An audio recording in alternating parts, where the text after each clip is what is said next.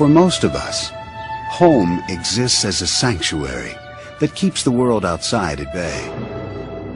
For some, eerie sounds and visions turn their safe havens into prisons of fear. They believe that ghosts are living out a curse to inhabit their homes, forcing them to confront the haunting terror of the unexplained.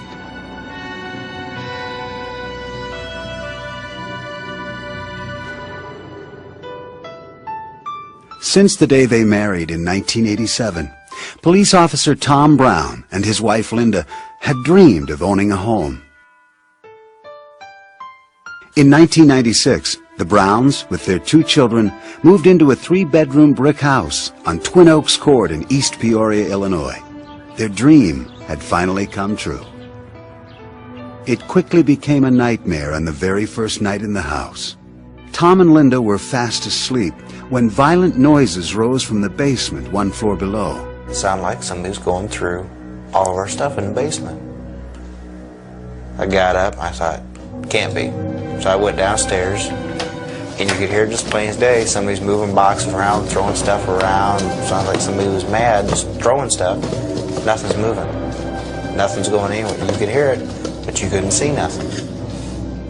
Convinced that the stress of the move had been too much, Tom and Linda dismissed the incident until the terrifying sounds returned the following evening.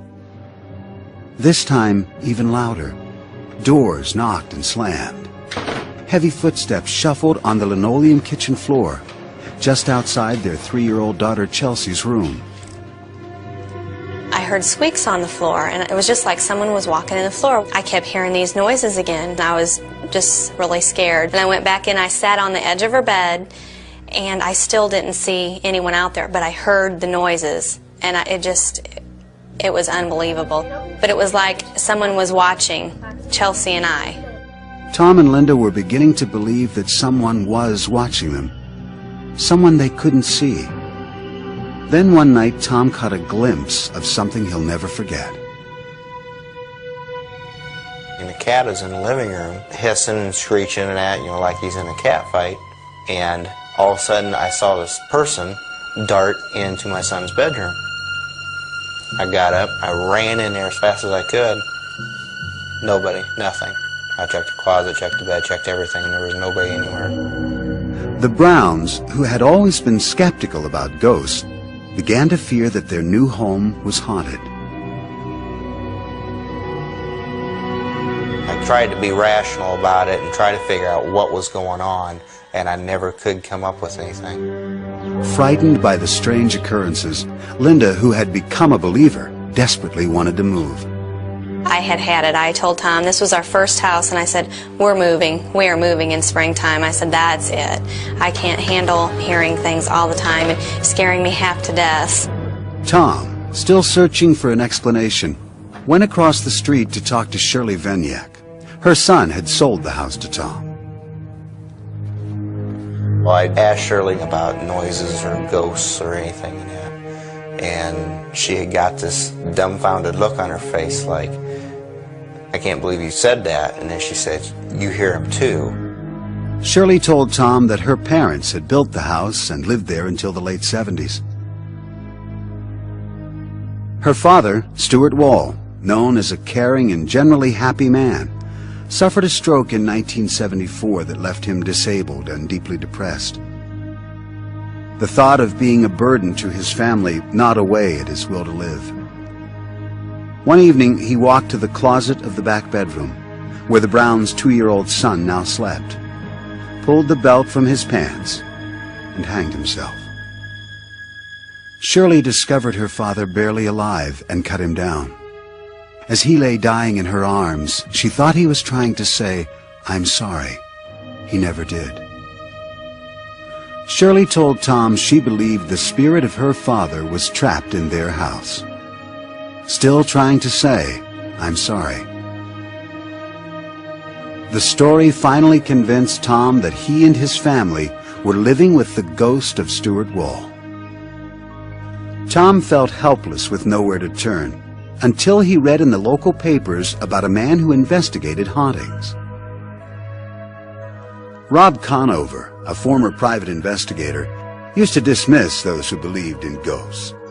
Until one night when he set out to prove that a so-called haunted building was a fraud. I was very sure there was nothing there, and things started to happen to prove otherwise. And I walked through the door, and as I did, it felt like thousands of little cold icicles blew through me. And it got quiet.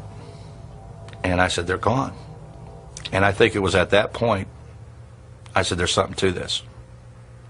And when I came out the next morning, I had a whole different attitude. This experience made Conover a believer, forcing him to change his title from private investigator to paranormal investigator. From then on, he devoted himself entirely to ghost busting. After he spoke with Tom about the supposed ghost of Stuart Wall, Conover reluctantly agreed to investigate. There are a lot of times I have to go tell people, no, you don't have a spirit, this is what's making the noise, whether it be a unruly refrigerator or air circulating through the vents at a certain time, causing a sound that sounds almost human-like footsteps or moaning or screaming or things like that. The Ghostbuster claims, however, that he can tell when a ghost is real. He says he is sensitive to what he calls energies in houses that contain spirits. He searches for supposed cold spots, which he says signal the presence of a ghost. When I walk into an area where there's a spirit, there's a feeling that comes over me that is very hard for me to describe. The closest I can get is to say it's like a cool electrical shock without any pain, from toes to head. After the initial interview with Tom and Linda, I did a walkthrough and definitely picked up feelings. This is the room where it took place, isn't it? Conover sensed the ghost in the same places where the Browns had heard the noises. He was certain that Stuart Wall had become a tormented spirit, prowling the halls of what was once his home, and now his purgatory. Conover resolved to help the ghost find his way out of the land of the living and into another level.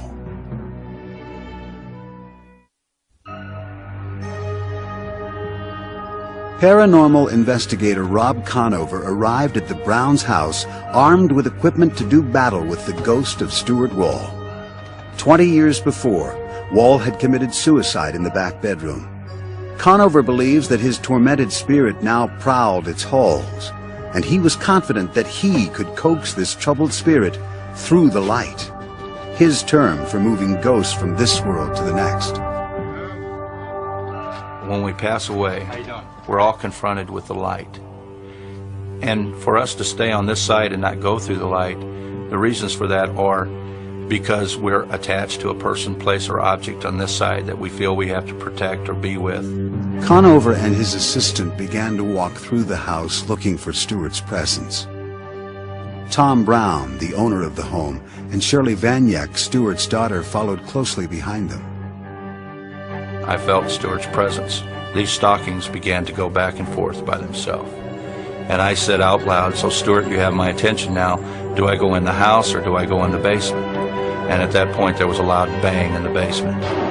So we went down into the basement and his presence felt big time. They focused a video camera on the room, lit several candles, and turned out the lights. With the Bible in his hand, Rob called out to the spirit, asking it to show itself to Tom and Shirley. Stuart, I know you're down here. I explained to Stuart that God is a merciful God, and Stuart had been a good person all of his life. He had helped many, many, many people, and I believed that God had a place for him on the other side and was waiting for him. After more than an hour, the supposed ghost still had not responded to Conover, but the investigator was certain of the spirit's presence. I could see Stuart's ectoplasm. The ectoplasm is the energy that goes in front of a spirit that helps him move through the air. It's made up of electricity and energy. And I was able to see that. Again, he pleaded with the spirit to appear, now worried that it might totally ignore his request. And when I had about reached the end of my rope is when the hallway in the basement filled with this beautiful blue light that was very dense. You couldn't see through it at all. I didn't see the light at first until Shirley nudged me and said, "See, look." And then I moved my head over and saw it, and if I would never saw it, I'd never believed it had happened. To me, it was like a bluish green light. It was extremely light, bright, like a welder welding. Then, in a matter of seconds, the blue light faded away. It was at that point that I took my Bible and I stood up and made contact with Stuart and helped Stuart cross over into the light.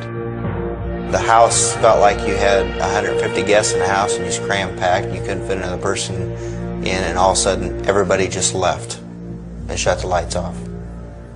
It was just a very empty feeling, like nobody was there no more.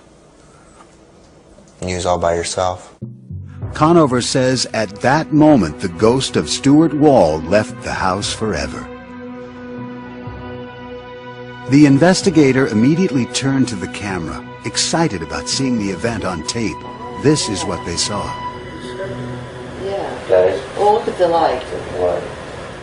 Tom, being a policeman, said, "I want to look at your videotape because I know that light's on the videotape." We put the videotape in, you heard our conversation, but there was no light on the videotape. And Shirley said, "Why?" And I said, "Because we were the only ones meant to see that light." Since that night, calm has returned to the house on Twin Oaks Court. The mysterious sounds and terrifying visions are gone.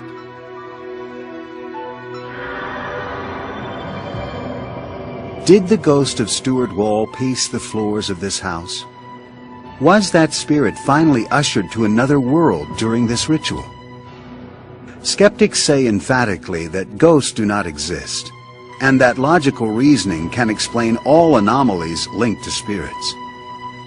Professor of psychology Terence Hines believes the Browns' ghost is a figment of their imagination. When you go into any new house, new to you, there are going to be strange sounds and events that you're not familiar with. And so if you go in thinking, my God, somebody committed suicide in Johnny's room, and you hear something odd, it's very easy to think, wow, maybe that was a ghost. It was particularly easy for Linda Brown, who had grown up next door to the Walls and was 6 years old when Stuart Wall committed suicide. As a child, she didn't know how he died, but as an adult, she learned the tragic truth. Hines thinks this must have contributed to Tom and Linda's conclusion that the strange sounds and visions were caused by a ghost. Hines says this is natural. The human mind is actually pre-programmed to enforce order under strange experiences. The human brain is set up to create perceptions, especially when we're faced with kind of random nebulous stimuli. The brain frantically tries to wire them all together to make some coherent sense out of that. Believers in ghosts like parapsychologist Lloyd Auerbach disagree that the ghost of Stuart was purely a function of Tom and Linda's perception. He argues that when several witnesses are reporting the same or similar experiences, as happened in the Brown house, those witnesses must be taken seriously.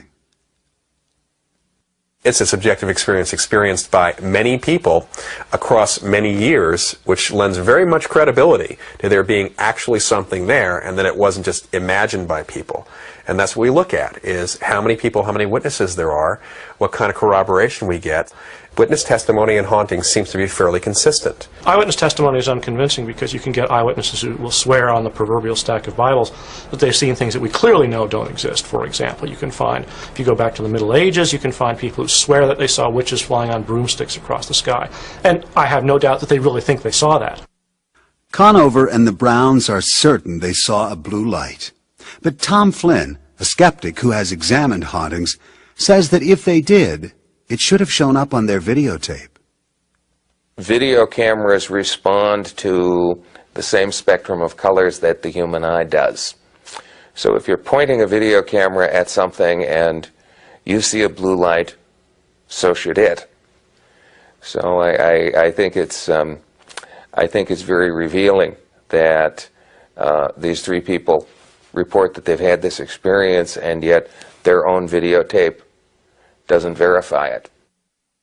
Flynn also says that several of Conover's claims that he feels a presence can move spirits through the light, and is able to see ectoplasm, are based on mythology, commonly used by those who believe in ghosts. One of the stock tricks that spirit mediums would do at their seances, starting about in the 1860s, was to produce ectoplasm. We know now that 19th century mediums were using sleight of hand tricks, but out of this came the tradition that this ectoplasm, this kind of semi-material stuff, existed that pertained to the ghosts. Believers say that Conover may be relying on terms from popular culture, but his ritual appeared to be effective. Since Conover's visit, the Browns are no longer plagued by mysterious noises and phantom footsteps. The Ghostbuster that came into Tom and Linda's house may have had some genuine ability to affect the environment. This one Ghostbuster did something. What he did worked. Professor Finook encounters that the best way to eliminate imaginary ghosts is by using imaginary ghost busting. This is a psychological relief more than anything else. In other words, he said the things these people wished to have said. He did the things which seemed to be appropriate to what they wanted to see and hear. Was the apparition of Stuart Wall's ghost a shared vision or a shared illusion? Does the mind make the senses lie? Or do troubled spirits of the dead roam this earth? The answer depends on your belief in the supernatural. For some who say ghosts haunt their lives, relief comes when the spirit leaves or the victims depart. For others, no house can be a home. For these families, there is no respite and no escape.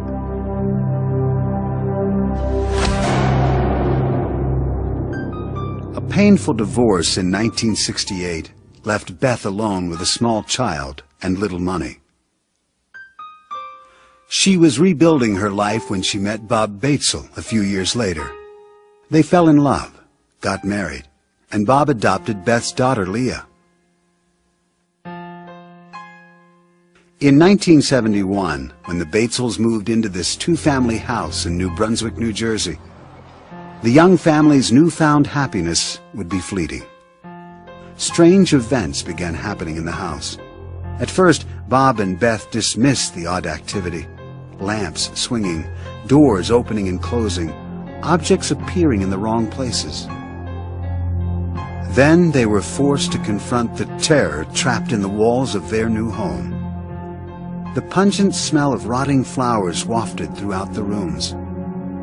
Temperatures supposedly rose to sweltering levels for no apparent reason. They began to witness shocking sights. Knives, forks, and baby bottles darted about the house, making them fear for their lives. I felt very scared, unsafe, undermined. You didn't know what was coming next, and that's a very undermining feeling of never knowing that the ground or the rug is being pulled out from under you. So you didn't know what to expect, so you were always aware. So the stress level was very high. The ghastly events escalated. The Batesels claimed they were attacked by small objects hurled about the house by unseen forces. I had some friends over for lunch, and just out of nowhere, the bathtub stopper, a round bathtub stopper, just came flying between two of us that were seated at the table as though someone just threw it. The moving objects became even more threatening. One night, Bob and Beth were paralyzed with fear as they watched a lit cigarette drift down from the ceiling. We just didn't know what to do because we didn't know whether to reach out and grab it, if someone were actually holding it that we just didn't see. If it hit the floor, would it start a fire? We just didn't know what to do. The enormous stress from incidents like this forced Beth, who had never believed in ghosts, to confront what seemed very much like a haunting. Word of the Batesels' ghost spread, and a spiritual group interested in paranormal activities asked to conduct a seance in their home. Bob and Beth, at a loss for an alternative, agreed. We felt we were drowning in a sea of phenomena that we could not explain. We had never had this before, we didn't know anything about it at the time, and we needed help. The group gathered with Beth and Bob around the dining room table. They closed their eyes and joined hands. When the psychic called out to the spirits, the ghost began to speak through her. Beth secretly taped the proceedings. Can you tell us your name? It's my land. And you get out. Well, if we could investigate to see if it is your land, maybe we would get out, but you'll have to help us and tell us what your name is. My name is George Baxter. George Baxter? This land belonged to me. I bought it in the year 1872. Now you look that up, mister. We will, George. The next day, Beth went to the New Brunswick Library to research the history of the house. She discovered a George Baxter had bought the land in 1872. Beth was stunned, but Bob remained skeptical until a few weeks later, when they found threats written in lipstick and marker on the walls and mirrors.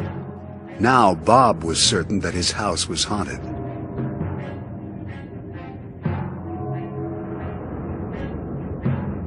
The angry ghost became brazen, scribbling harrowing messages to the family.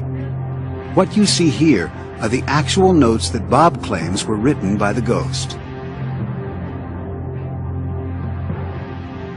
As the alleged hauntings escalated, the Batesels could no longer keep their 8-year-old daughter safe from the ghost. I knew something was going on. You'd have to be an idiot not to know something was going on when on your 8th birthday you wake up in the morning and there are red crosses all over the walls and the words "Go Dead" written. In 1972, Beth gave birth to their second daughter, Lisa. The threat to both children loomed larger. According to Leah Batesel, by that time the ghost had already done irreparable damage to her childhood. It is a hell house. It's the house from hell. As far as I'm concerned, that house destroyed what prior to moving in there was a normal 4-year-old girl. I hate that house. Beth grew to hate the house too. She knew her daughters were frightened, and she felt that she had no way to protect them.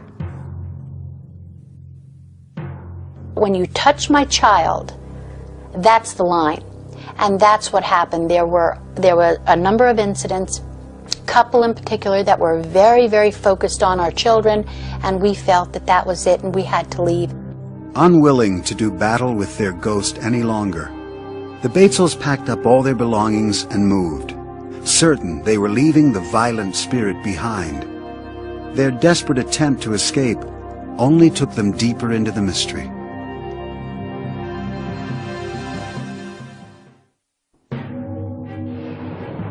Bob and Beth Batesel and their 2 young daughters fled their home in New Brunswick, New Jersey, believing they were escaping the terror of the ghost that haunted them there. For 4 years, the Batesels lived in this house, where they were harassed almost daily by ghostly threats. Now they were searching for a more peaceful abode. The Batesels moved to an apartment in Clinton, New Jersey. The persistent ghost followed, and only became more hostile. The Batesels claimed that an unseen force shoved Beth, Bob, and Leah down the stairs. They moved again. This time they moved further away, to Flemington, New Jersey. They had barely finished unpacking when one morning, to Beth's horror, she found a butcher knife impaled in the kitchen door frame. She knew then they had not eluded the vicious spirit. Once again, we moved into a new place, hoping that the phenomena was over and it would have stayed far behind us, and we could just pick up where we always were, trying to be a normal family. From 1971 to 1985, Bob and Beth moved 11 times, and their lives were anything but normal. We lost friends because we couldn't explain anything, and everybody was looking for an explanation. Everybody would blame us. It's happening to you, therefore, it's your fault. With no one to turn to, they united to battle their demons. They built their last house from the ground up in Lake Ariel, Pennsylvania, hoping the fresh start would finally eradicate the ghost. It didn't. The first weekend after moving into the Lake Ariel home, a ghost left the Batesels a most horrifying welcome.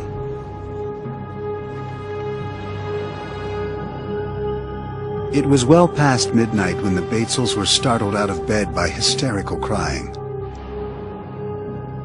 Rushing to their daughter's room, the Batesels found her terrified, screaming that her cat was hanging by its neck from the doorway with its eyes gouged out.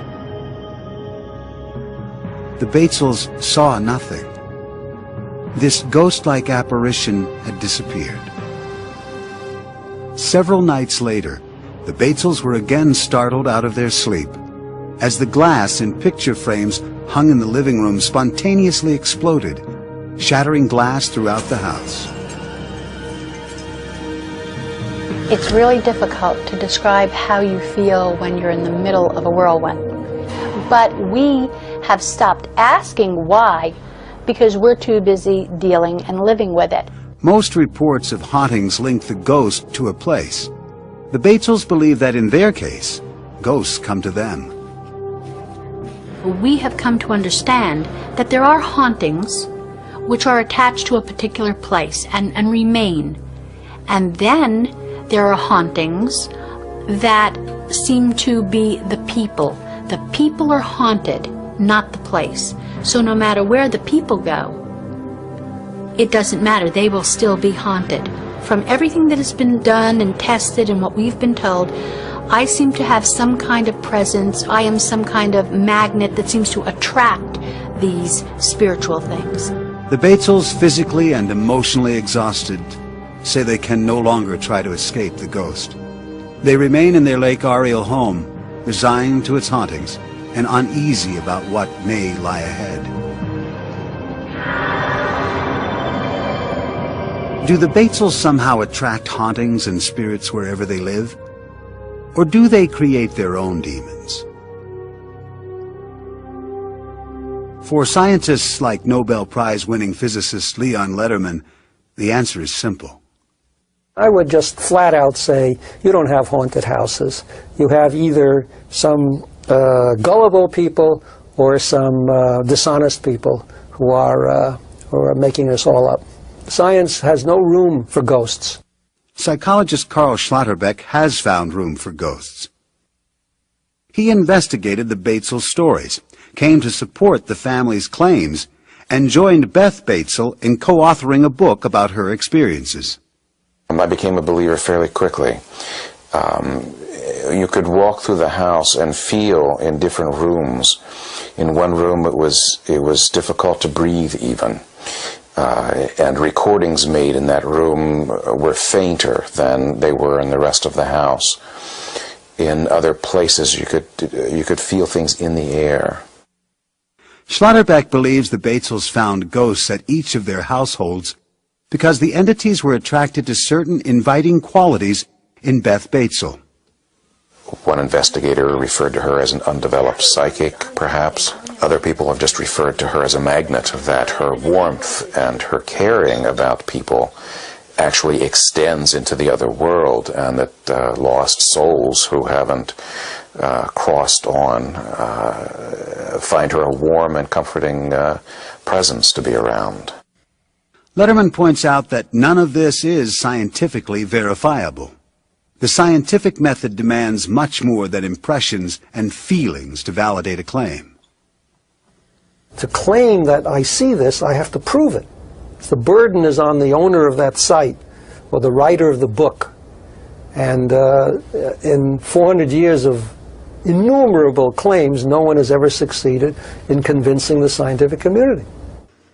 Parapsychologist Lloyd Auerbach finds proof in the Batesels' reports of objects floating and moving through the air. He says that when some people are under stress, Their energy can levitate objects. It's a phenomenon called psychokinesis. Psychokinesis is the ability that we have identified in parapsychology of the mind to directly affect matter or energy, to move things. There's usually a living person there whose mind, subconscious mind typically, is letting off steam or reacting to stress, and is using psychokinesis, mind over matter ability, to move those objects around. Laboratory study after study has tried to find evidence for psychokinesis and hasn't found it. The, again, eyewitness reports of something moving from here to there are very unreliable. Many scientists think psychology offers the best explanation for the happenings at the Batesel households. Psychologist and retired Professor Robert Baker says that in over 50 years of investigating claims of hauntings, he's found ghosts in only one place. In the human mind.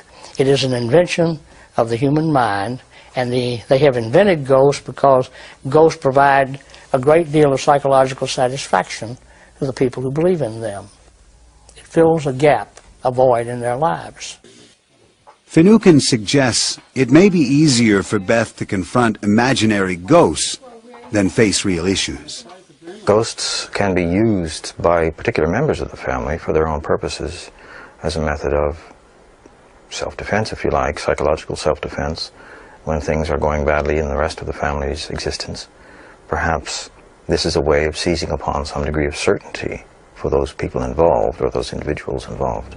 Perhaps this is a way that Mrs. Batesel, in her own case, chose to solve some of her dilemmas as they arose in her family.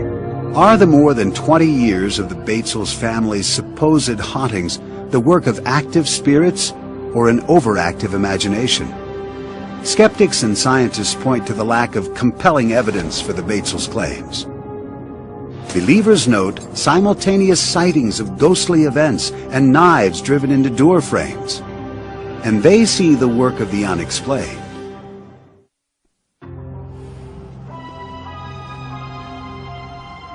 For centuries, Native American elders have passed down legends that tell of hidden places deep in the mountains of Colorado.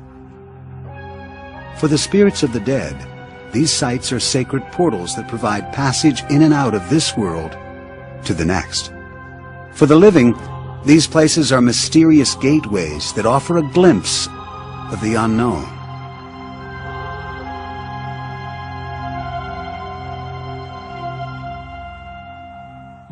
Steve Lee, a truck driver from Dallas, was on a new delivery route driving through the mountains of Colorado.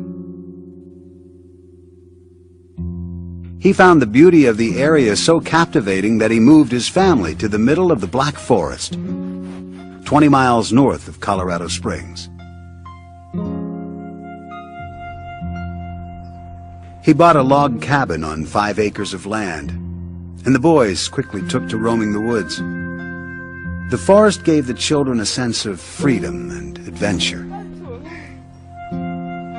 Steve took many pictures of his sons to send back to his friends and relatives in Dallas. From the start, he found that strange lights appeared in the photos. I noticed orange beams following around one of my youngest son, and my oldest son I would notice a greenish glow following him around.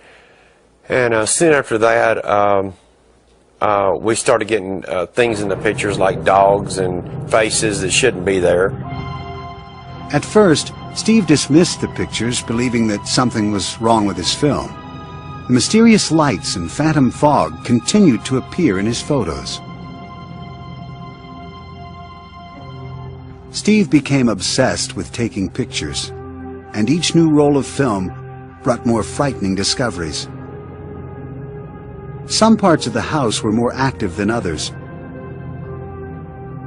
When Steve took pictures of the mirror over his dresser, he was terrified by the reflections staring back at him. In my mirror, there seems to be faces that will appear in there, different people. It's not the same person. A face will appear in the mirror and it will dissipate, and then another one will appear and it will dissipate. Steve refused to believe he had ghosts. He installed security cameras around the house, hoping to find evidence that the lights and fog were man-made. The cameras didn't pick up anything unusual, but Steve continued to be haunted by images he could not understand. He decided to contact Bill Gibbons, an electronics specialist and an amateur investigator of the paranormal. Gibbons arrived with his own video camera. In the evening, he placed the camera in the woods outside the house. This is the actual videotape recorded that night, which revealed a mysterious array of lights. It was not like any type of lightning ball or Kroll discharge that I've seen. The radio tower will discharge a ball of energy and it'll shoot along a line. This energy did not follow any path. It almost looked as if it had a mind of its own.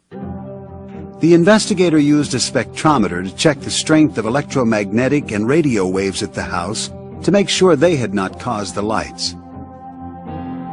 That could be caused by colliding microwave energy and radio energy just by the sheer location of the property and how the radio signals intersect each other.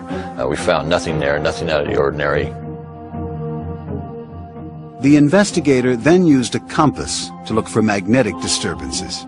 In the far corner of the house, Gibbons found that the compass sometimes swirled uncontrollably, unable to settle on a position. Gibbons had worked with energy of all kinds. This kind had him mystified. He finally accepted the idea that Steve Lee's house was haunted. The amount of seemingly random energy and the number of faces in the mirror made him wonder if the log cabin might be sitting atop a spiritual passageway from this world to the next, a so-called portal of famous Hopi Indian legends. The Native American Indians have prophecies of rainbow winds, which is a dimensional portal that they can travel through. Portals and things like these have a significance as pathways and conduits that spirits travel through. Steve Lee still refused to believe that his home could be haunted, but the portal legend intrigued him. He contacted Dennis Houck, an investigator of haunted houses who knew about portals. Hopi Indians and people who believe that in the Black Forest area, which goes back quite a long way, that there is traditionally some type of portal that was open to the other side, and literally hundreds of spirits have gone through. Lee invited Houck to examine his home. The investigator arrived with an infrared camera, capable of revealing energy on film. It shows gradients of invisible energy as different colors. Houck took infrared pictures around the house and collected what he considered possible proof of a ghostly presence. We get all these types of energies when we take pictures on the Lee property. Then if we look at them, enlarge them, without enhancing them in any way, just enlarge them, there's pictures, faces, really truly identifiable pictures of faces. These really are faces of entities or some type of energy forming. They're within these electromagnetic or infrared phenomena that we're picking up. The strange energy depicted on the infrared film surprised even Houck. Steve Lee still had no earthly explanation for the strange apparitions. The Lees still live in their cabin in the mountains, and they claim that their photographs still show the mystifying lights and the eerie faces. Traces of spirits traveling in and out of this world to the next.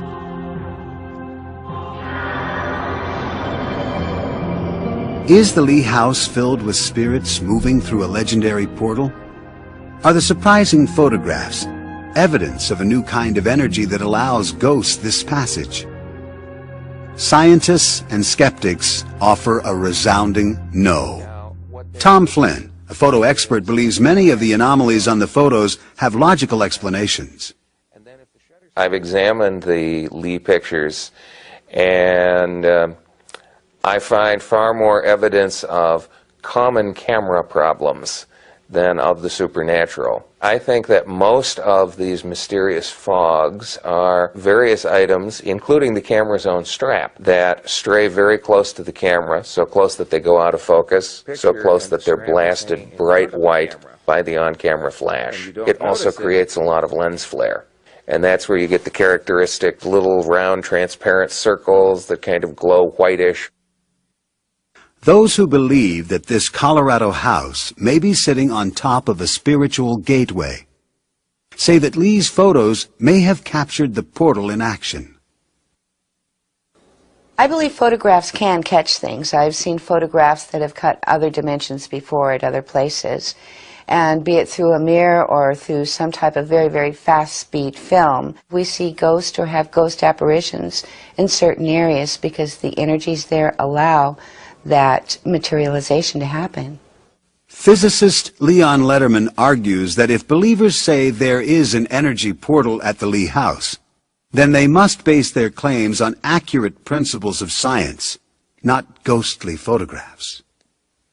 There are many, many unknowns in science, but there's a difference between a scientific unknown and a claim that there are sacred spots or haunted houses which can't be authenticated by science. They're just natural phenomena that are misinterpreted by people who desperately want to believe that and have no idea of how science works. Neuroscientist Dr. Michael Persinger does know how science works. He says that geophysics can explain the mysterious lights on Steve Lee's property. When you have geophysical forces focused, even small ones, little teeny ones from the point of view of geophysics, but when you focus them into a small space for a brief time, you can get tremendous magnetic fields generated. If that takes place, you can get fluorescent and light thresholds generated, very much like a will-o-wisp or electrostatic discharges.